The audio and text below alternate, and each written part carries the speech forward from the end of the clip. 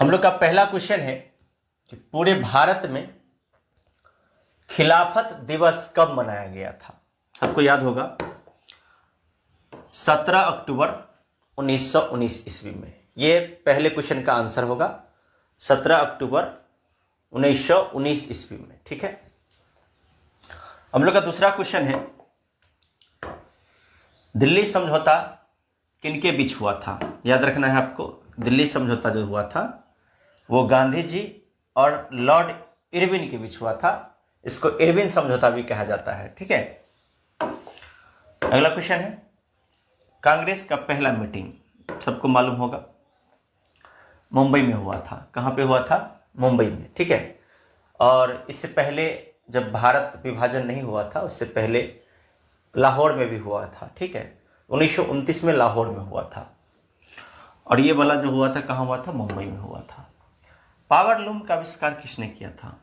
अब से बताइए इसमें से कौन होगा।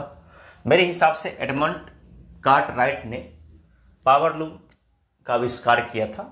इस तरह से रेल इंजन का, अनेक सारे लालटेन का, कैलकुलेटर का, रेडियो का पूछता रहता है एग्जाम में आप लोग के बिहार बोर्ड में, तो इसका आंसर सी होगा। अगला क्वेश्चन देखिए 1920 में मानवेंद्र नाथ राय ने भारतीय कम्युनिस्ट पार्टी की स्थापना कहाँ की थी? ताशकंद में। याद रखिएगा कहाँ पे किया था?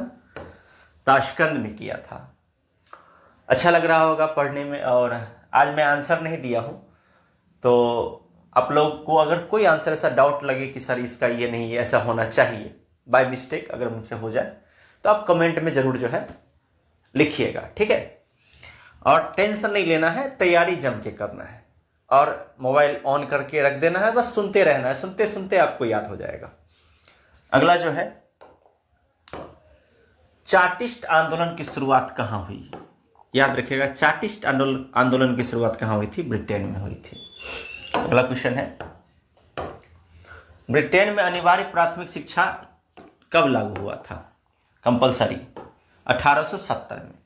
ये सब क्वेश्चन आपको याद रखना है। ठीक है, अगला सवाल देखिए वियत मिन्ह की स्थापना किसके नेतृत्व में हुई थी? हो ची मिन्ह।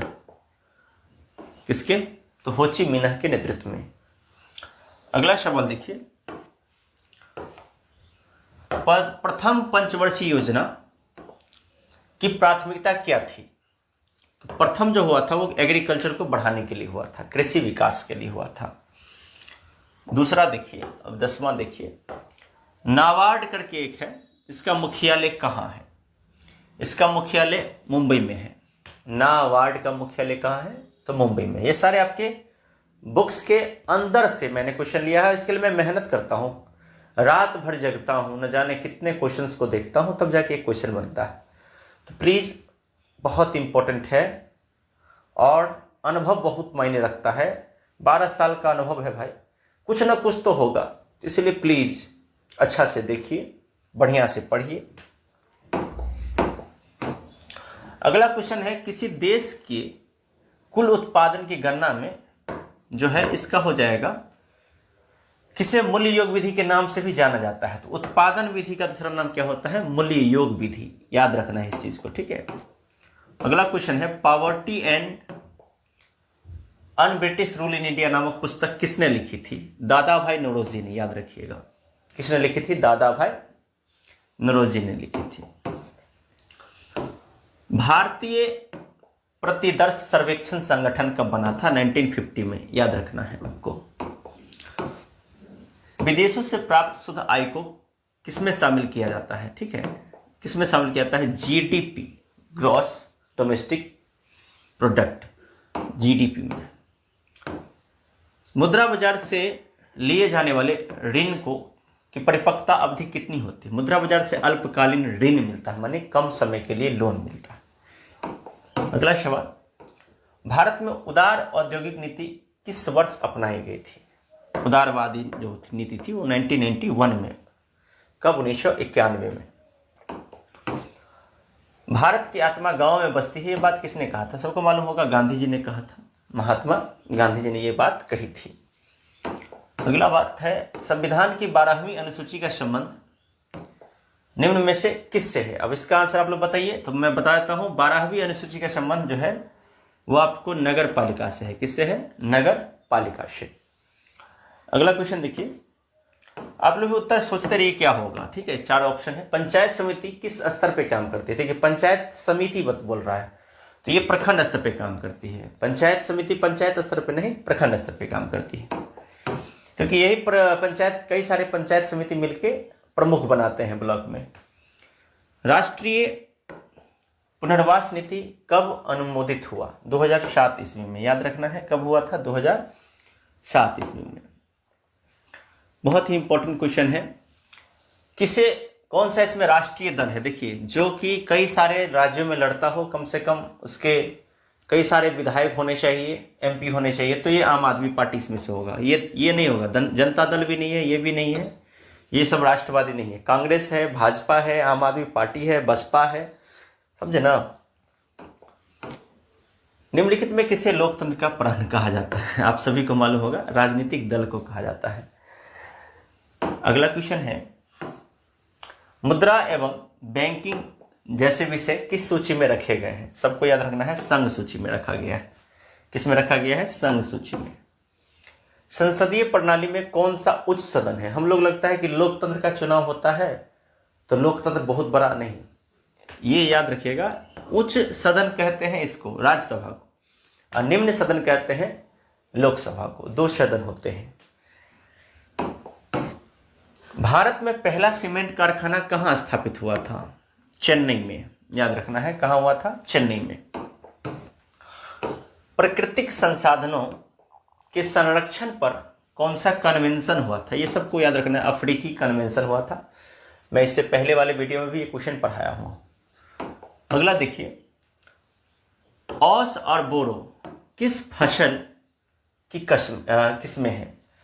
तो यानी कि चावल का ही एक अलग अलग वैरायटी होता है जिसको क्या कहते हैं? औस और बोरो। ठीक है, चावल हो गया इसका उत्तर। ओडिशा तट पर कौन सा बंदरगाह स्थित है? मारमागांव, कांडला नहीं, पारादीप। क्या होगा? पारादीप करके है बंदरगाह। भारत में सुनामी चेतावनी केंद्र कहाँ है? हैदराबाद में। याद रखना है, कहाँ पे है? हैदराबाद में है। किस भूकंपीय तरंग की तीव्रता सबसे कम होती है? प्राथमिक तरंग जो होता है P, सबसे अधिक होता है L तरंग। ठीक है, और मध्यम होता है S तरंग। तो इसका आंसर हो जाएगा A। और ये तरंग के बारे में पूछेगा तो याद रखिएगा, प्राथमिक को P तरंग भी बोलते हैं।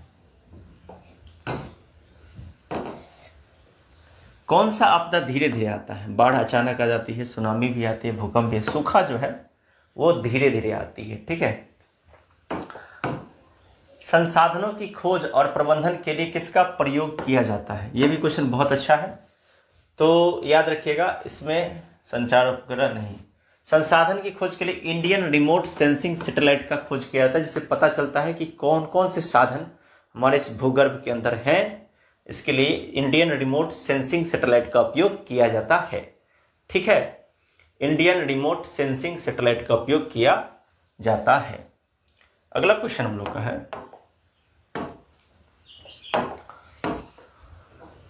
कि कौन से राज्य में लौह अयस्क उत्पादन में सबसे आगे है? कर्नाटक। कर्नाटक, टक टक मतलब लोहा में सबसे आगे है, याद रखिएगा। पृथ्वी दिवस कब मनाया जाता है? ये भाई क्वेश्चन सबको आना चाहिए। 22 अप्रैल को। कब मनाना चाहिए? 22 अप्रैल।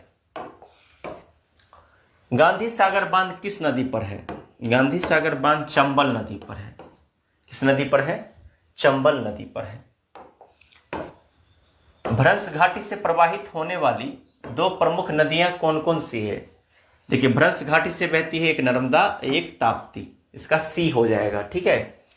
अगला क्वेश्चन देखिए, पवन ऊर्जा के उत्पादन में किस राज्य का स्थान सबसे आगे है? पवन ऊर्जा। देखिए, पवन कहाँ बहती है? पवन बोलिए तमिल में बहती है। पवन कहाँ बहती है? तमिलनाडु। तमिलनाडु, ऐसे याद रखिएगा। टक टक से लोहा, पवन कहाँ बहती है? तमिलनाडु। ऐसे याद रखना है आपको। भारत का समुद्री तट कितना किलोमीटर लगभग लंबा है? इसमें 75 से 17 किलोमीटर मेरे हिसाब से होना चाहिए। जरा आप सब बुक में एक बार देख लीजिएगा। इसका लेकिन सी ही होना चाहिए। ज्वारीय ऊर्जा के लिए सबसे अनुकूल क्षेत्र है। ज्वारीय ऊर्जा मतलब जानते होंगे आप लोग। ज्वारीय ऊर्जा का मतलब हो गया कि सूर्य और चंद्रमा की शक्ति के कारण जो उठता है ऊर्जा, उसको क्या कहते हैं? ज्वारीय ऊर्जा। तो इसमें खंभात में भी हो सकता है, कच्छ में भी हो सकता है और सुंदरबन, यानी में डी हो सकता है। इसका आंसर सभी हो जाएगा। ठीक है, तीनों जगह हो सकता है। इब्बौर बंदरगाह कहाँ स्थित है? इब्बौर, इब्बौर जो है, बौर कहाँ मिला? तमिलनाडु में। बर कहाँ मिला? तमिलनाडु में। पवन कहाँ बही? तमिलनाडु में। ऐसे करके याद रखिएगा, तमिलनाडु इसका होगा। पोट्सडम की घोषणा कहाँ हुई थी? जापान में हुई थी। कहाँ पे हुई थी? जापान में हुई थी। याद रखना है इसको। अच्छा, ये बताइए कंबोडिया कब गणराज्य बना था? ये किसी को मालूम है? ये कब गणराज्य बना था? डेट तो हमें भी मालूम नहीं, इसमें मालूम है अक्टूबर 1970। डेट नहीं था, 1970 में हुआ था। प्रथम गोलमेज सम्मेलन जो हुआ था गांधी जी के द्वारा हुआ था। गांधी ने किस गोलमेज सम्मेलन में भाग लिया था? तो प्रथम में नहीं आए थे, द्वितीय में आए थे। कौन? गांधी जी। तो इसका हो जाएगा दूसरा। राजा राम मोहन राय ने निम्न में से किसे शुरू किया? कौन सा अखबार को शुरू किया था? है ना, देखिए मिरातुल अखबार और संवाद, ये दोनों किए थे। इसका आंसर क्या हो जाएगा? सी। ये इसका आंसर हो जाएगा, यानी मिरात भी होगा और संवाद कौमुदी, दोनों जो है राजा राम मोहन राय ने ही शुरुआत की थी इसकी। इसको याद रखिए। किस संवैधानिक संशोधन द्वारा संविधान की प्रस्तावना में धर्मनिरपेक्ष शब्द जोड़ा गया? बहुत इंपॉर्टेंट क्वेश्चन है ये। 42वें संशोधन में धर्मनिरपेक्ष जोड़ा गया था। अगला क्वेश्चन देखिए। 2006 से पहले नेपाल में किस प्रकार की शासन व्यवस्था थी? सबको मालूम होगा नेपाल में राजतंत्र था। ये कोई क्वेश्चन उतना इंपॉर्टेंट भी नहीं है, लेकिन हाँ चलिए दिया था। सूचना का अधिकार कानून कब लागू हुआ? 2005 में हुआ था और राजस्थान से इसकी शुरुआत हुई थी। नहीं, सॉरी, मिस्टेक हो गया। इसका जो है आपको याद रखिएगा, तमिलनाडु से इसकी शुरुआत हुई थी। कहाँ से हुई थी? तमिलनाडु से, कि राजस्थान से हुआ था। इसमें थोड़ा कंफ्यूज, हमारे हिसाब से राजस्थान होना चाहिए। सूचना के अधिकार कानून लागू कहाँ से हुआ था? वैसे बुक्स में तमिलनाडु की भी चर्चा की गई है। ठीक है, तो इसका सही आंसर तमिलनाडु है, लेकिन कहीं कहीं राजस्थान भी आप देख सकते हैं। एरुबा एवं इवो नामक जातीय समूह किस देश से संबंधित है? नाइजीरिया से संबंधित है। नाइजीरिया में एरुबा और इवो नामक जातियां रहती हैं। ठीक है। राष्ट्रीय फोरम के निर्णय से असंतुष्ट होने के बाद जब कोई उपभोक्ता कहां जा सकता है? तो उच्चतम न्यायालय में जा सकता है। कहां जा सकता है? उच्चतम न्यायालय में। प्रोफेसर केन्स के अनुसार y बराबर क्या होता है? c+1। ये याद रखिएगा, फॉर्मूला था, बुक में दिया हुआ है अर्थशास्त्र में। व्यापार को किस आर्थिक क्षेत्र में शामिल करते हैं? व्यापार तो तीसरे क्षेत्र में आएगा। व्यापार हो गया, बैंक सेवा क्षेत्र, हाँ इसी तीसरे में आएगा। पहले वाले में कृषि में आ जाएगा, दूसरे वाले में जो है उद्योग आता है और तीसरे वाले में व्यापार आता है। भारत में मौद्रिक नीति का निर्धारण कौन करता है भैया? भारतीय रिजर्व बैंक करता है। याद रखना है, भारतीय रिजर्व बैंक मौद्रिक नीति का निर्धारण करता है। सब प्रत्येक के लिए और प्रत्येक सब के लिए किसका सिद्धांत है? सहकारिता का। आपस में सभी लोग प्रत्येक के लिए और प्रत्येक सब के लिए काम करता है। ये किसका सिद्धांत है? सहकारिता का। याद रखना है इस बात को। कृषि साख का गैर संस्थागत स्रोत, कृषि साख का गैर संस्था, बिना संस्था के जो हम लोग लेते हैं वो किससे लेते हैं? महाजन या व्यापारी से। यहाँ पे महाजन भी दिया रहता है बुक में, ठीक ना, महाजन या व्यापारी से देते हैं। ठीक है। अगला है कि कौन सा वाणिज्यिक बैंक एजेंसी की तरह काम करता है? एजेंसी कार्य इसका क्या है? ब्याज देना, लोगों को लाभांश में हिस्सा देना, ये काम किसका होता है? वाणिज्यिक बैंक का होता है। सूक्ष्म वित्तीय संस्थाओं के विकास का श्रेय किन्हें दिया जाता है? यूनिस जी को दिया जाता है। ठीक है, ये अर्थशास्त्री थे, महबूबुल हक भी थे, लेकिन इसमें यूनिस जी को दिया जाता है संस्था के विकास का श्रेय। काकरा पार परमाणु ऊर्जा कहाँ पर है, सब पूछ रहा है आपसे। गुजरात में। काकरा गुजरात, याद रखिएगा। काकरा कहाँ, तो गुजरात में। सोयाबीन किस प्रकार का फसल है, देखिए मैं आपको तो सोयाबीन जो है खरीफ फसल है। सोयाबीन कौन सा फसल होता है, खरीफ फसल, रबी नहीं, खरीफ। भारत का सबसे प्राचीन उद्योग कौन सा है, सबसे पुराना उद्योग जिसको बोलते हैं, कपड़ा, सूती कपड़ा उद्योग जो है अंग्रेज के काल से ही था, सबसे पुराना उद्योग यही है। राष्ट्रीय जलमार्ग संख्या 2 किस नदी पर है, ये आपसे पूछेगा। किस नदी पर है, ब्रह्मपुत्र नदी पर है। किस नदी पर है, ब्रह्मपुत्र नदी पर। स्टेनलेस स्टील बनाने के लिए किस धातु का उपयोग किया जाता है, जिसपे हम लोग का साइकिल वगैरह चमकते रहता है, स्टेनलेस स्टील। तो इसमें मैग्नीज का भी उपयोग करते हैं, क्रोमियम का भी उपयोग करते हैं और निकेल का भी उपयोग करते हैं। ठीक है, सभी हो जाएगा, मतलब इसका आंसर सभी हो जाएगा, इनमें से सभी डी हो जाएगा। रावत भाटा परमाणु ऊर्जा कहाँ पे है, रावत भाटा, रा से राजस्थान, याद रखना है। ये तो कई बार पढ़ा भी चुके हैं क्वेश्चन, जाके देख सकते हैं आप पिछला वीडियो। HVJ पाइपलाइन कहाँ से गुजरती है, ये भी बहुत इंपॉर्टेंट क्वेश्चन है। ये हजीरा से भी गुजरती है, विजयपुर से भी गुजरती है और जगदीशपुर से भी गुजरती है। ठीक है, HVJ पाइपलाइन, HV और J, इसे ट्रिक से याद रखना है। निम्न में किसे पंडित नेहरू ने भारत का मंदिर कह दिया था, बांध को जो है भारत का मंदिर कह दिए थे, क्योंकि बांध मालूम है कि कितना बड़ा योगदान, बांध से एक तो पानी रुकता है, सिंचाई होती है, मछली पालन होता है, बिजली बनता है, इसलिए इसे भारत का मंदिर कह दिया था नेहरू जी ने। अप्रैल थीसिस नाम की एक रचना है जो कि किस दल का कार्यक्रम स्पष्ट करता है, तो बोल्शेविक जो क्रांति हुई थी रूस में 1917 में, उसी के बारे में है अप्रैल थीसिस। रॉबर्ट ओवन कहाँ का निवासी था, ब्रिटेन का निवासी था। कहाँ का था, ब्रिटेन का निवासी था, याद रखना है। कालसवाद के आदेश को किसने जारी कर दिया था, मेटरनिक ने। कालसवाद के आदेश को किसने जारी किया था, मेटरनिक ने, याद रखिएगा, लेनिन नहीं, मेटरनिक। द्वितीय इंटरनेशनल कहाँ आयोजित हुआ था, द्वितीय इंटरनेशनल जो हुआ था वो पेरिस में हुआ था। कहाँ पे, पेरिस, फ्रांस के पेरिस शहर में हुआ था।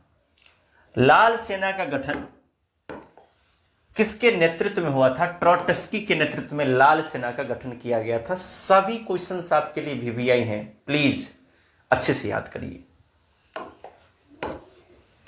किस समझौता के तहत वियतनाम 2 भागों में बांट दिया गया, जेनेवा समझौता के बाद वियतनाम को 2 भागों में बांट दिया गया। वर्नाक्यूलर प्रेस एक्ट, याद रहे, लॉर्ड, इसका नाम लिटन नाम था, लॉर्ड लिटन, बस लॉर्ड लिटन याद नाम, वर्नाक्यूलर लॉर्ड लिटन। निम्न में कौन सा मित्र राष्ट्र नहीं है हम लोग का, जर्मनी। जर्मनी जो है वो मित्र राष्ट्र में नहीं आता था। फ्रांस, रूस, ब्रिटेन एक साथ थे, मगर उसमें जर्मनी, जापान अलग था। बिहार में सबसे पहले नगर निगम की स्थापना कहां पे हुई, पटना में हुई। कहां में हुई, पटना में। किस देश में दोहरी नागरिकता का प्रावधान है कि आप डबल नागरिकता ले सकते हैं, तो संयुक्त राज्य अमेरिका में दोहरी नागरिकता का प्रावधान है। निम्न में कौन सा पंचायत समिति का पदेन सचिव होता है, प्रखंड विकास पदाधिकारी, BDO, ब्लॉक डेवलपमेंट ऑफिसर। 1975 में दिल्ली में आयोजित संसद मार्च का नेतृत्व किसने किया था, जयप्रकाश नारायण जी। चूंकि संपूर्ण क्रांति और आपातकाल देश में लगा था, 72 से शुरू हुआ था और 75 में पूरे देश में आपातकाल लगा था, तो संसद की ओर मार्च करने का प्लान किनका था, जयप्रकाश नारायण जी का। ठीक है। द्रविड़ मुनेत्र कड़गम नामक राजनीतिक दल, ये कहां पे है, ये है, नाम ही सुनने से लग रहा है कि कहीं इधर उधर का होगा, तमिलनाडु का है। कहां का है, तमिलनाडु का। द्रविड़ शैली वहीं पे चलती है, तमिलनाडु में ही। भारत का पहला राष्ट्रीय उद्यान कहाँ है? जिम कॉर्बेट राष्ट्रीय उद्यान। सबसे पहला उद्यान का नाम क्या था? जिम कॉर्बेट राष्ट्रीय उद्यान। और आपसे पूछ देगा कि भारत के 4 उद्यानों के नाम लिखे, तो ये देखिए 4 उद्यान हो गए यहाँ। भारत में कितने ऐसे जैव मंडल हैं जो आरक्षित है, रिजर्व करके रखे गए हैं जीव जंतु? 18, याद रखिएगा। कितने होंगे? 18। नेक्स्ट क्वेश्चन जो है, बिहार में निर्मित त्रिवेणी नहर किस नदी से पानी आता है? याद रखिए, त्रिवेणी नहर में गंडक नदी से पानी आता है। तो मैं आपको ये 480 हो गया टोटल, मतलब 6 पार्ट हो गया, 480 हो गया। अब आप देखिए, तैयारी करिए, कम से कम 500-1000 पढ़ के जाइए ना ऑब्जेक्टिव। मैं गारंटी देता हूं कि 50 ऑब्जेक्टिव आपका कोई नहीं रोक सकता है सही होने से, एकदम होगा ही होगा, ठीक ना? तो बढ़िया से तैयारी करिए। फिर मिलते हैं अगले वीडियो में। कमेंट करके बताइएगा कौन सा सब्जेक्ट का आप लोग को ऑब्जेक्टिव चाहिए, सब्जेक्टिव किसका चाहिए, बताते रहिएगा कमेंट करके। तब तक के लिए धन्यवाद।